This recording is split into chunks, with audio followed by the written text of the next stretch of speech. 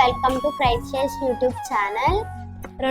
మనల్ని 2024లో కాచి కాపాడి మనల్ని 2025లో ప్రవేశపెట్టిన దేవాది దేవుడికి వందనాలు చెల్లించుకుంటూ మీ అందరికీ నూతన సంవత్సరం శుభాకాంక్షలు తెలియజేస్తూ వెల్కమ్ టు డైలీ గాస్పెల్. ఈరోజు దేవుని వాక్యం యోహాను 16:33.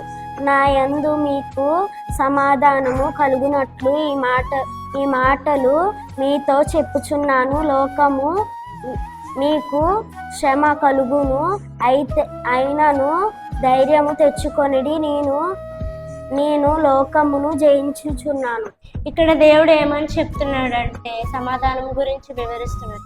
మనం లోకంలో జీవించి బ్రతుకుతున్నప్పుడు మనకి శ్రమలు వస్తాయని చెప్పారు. కాబట్టి మనకి శ్రమలు ఖచ్చితంగా వస్తాయి. అయినను మనము ధైర్యంగా ఉండాలి. ఆయన సమాధానం కోసం మనము ఎదురు చూడాలి.